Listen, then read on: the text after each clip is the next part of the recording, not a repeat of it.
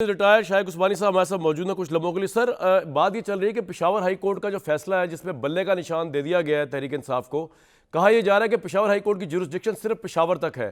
Sir, ये पूरे पाकिस्तान पे अप्लाई होगी या सिर्फ पेशावर तक है?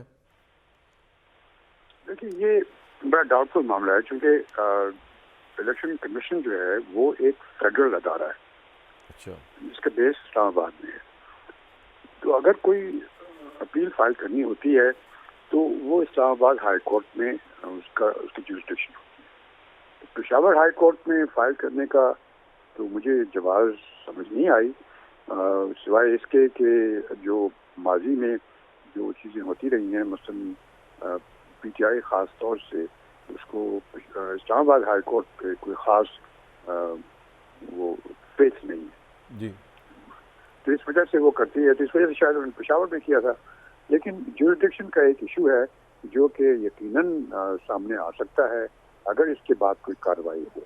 सर, अगर सुप्रीम कोर्ट में चैलेंज करेगा इलेक्शन कमीशन तब ये मामला आगे बढ़ेगा, अदरवाइज आपको लगता है कि अगर सुप्रीम कोर्ट में चैलेंज नहीं करता इलेक्शन कमीशन तो फिर ये बल्ले का निशान देना पड़ेगा उनको, ये बात है इस तरह? जी जी, अगर तो सुप्रीम कोर्ट में चैलेंज नहीं करता, एक जुडिशल डिसीजन हो गया, अगर वो चैलेंज नहीं होता तो उस सूरत में तो उनको बल्ले का निशान वापस मिल जाएगा, क्योंकि अब टाइम भी तो बहुत कम है। मेरे ख्याल में कल या परसों जी 13 तारीख को सर फाइनल होनी। जी हाँ। अच्छा सर, मुझे काइंडली आपकी सोबत से फ़ायदा उठाते हुए एक सवाल और था। जैसे मुज़ाहिर नकवी साहब जो है उन्होंने आपकी फर्टर्निटी के उन्होंने रिज़ाइन कर दिए आज।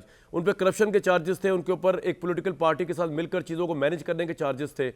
तो ये जो रेजिग्नेशन है इसको हम क्या समझे, एडमिशन ऑफ गिल्ट समझा जाए या ये समझा जाए कि जी वो केस को नहीं कर सके, या ये समझा जाए कि उनके साथ ज्यादती हो रही थी, उन्होंने इसलिए रिजाइन कर दिया? और इसकी कॉन्सिक्वेंस क्या होंगे? क्या सुप्रीम जुडिशल काउंसिल की कार्रवाई रुक जाएगी उनके ऊपर रेजिग्नेशन की वजह से?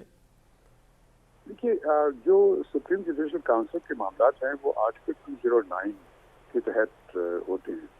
तो आर्टिकल 209 में ये लिखा हुआ है कि अगर कोई जज मिसकॉन्डक्ट करता है या कोई ऐसी काम करता है तो उस सूरत में उसके खिलाफ कार्रवाई की जा सकती है सुप्रीम जुडिशल काउंसिल के बराबर में, और उसके जब उस कार्रवाई के बाद उसको रिमूव किया जा सकता है। फिर एक जो लास्ट आर्टिकल सेक्शन, उसका सब सेक्शन है, वो ये कहता है कि सिवाय इस तरीके से और किसी तरीके से उस जज को नहीं हटाया जा सकता। ठीक, यहाँ पे सजा का कोई कॉन्सेप्ट नहीं है, सिर्फ ये कॉन्सेप्ट है कि उसको हटाया नहीं जा सकता सिवाय सुप्रीम जुडिशल काउंसिल के तहत। अगर सुप्रीम जुडिशल काउंसिल पर रेफरेंस गया और जज साहब जो हैं उन्होंने कहा कि अब मैं इसको परसू नहीं करना चाहता, ठीक है मैं रिजाइन करता हूँ, तो बात ही नहीं करना चाहता आगे, तो इसके बाद ये मामला खत्म हो जाता है, ये इनफेक्टियस हो जाता है और इसके बाद वो आगे कार्रवाई नहीं सर, आप कह रहे हैं उनके रिजाइन देने से सुप्रीम जुडिशल काउंसिल की उनके खिलाफ कार्रवाई खत्म हो जाएगी? जी बिल्कुल खत्म हो जाएगी। तो सर, ये तो वैसे ज्यादा नहीं है कि अगर जजेस के ऊपर करप्शन का चार्ज लगे तो वो रिजाइन करके ही बस उनकी खुलासी हो जाती है, बाकी सहाफ़ी सियासतदान वो जेलें भुगतते हैं।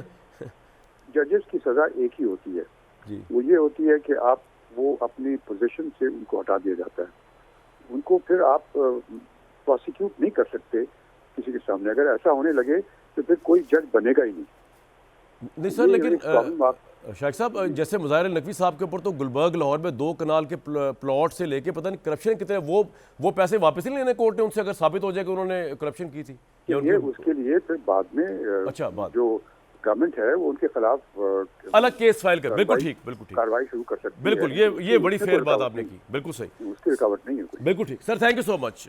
शाइख साहब मौजूद थे।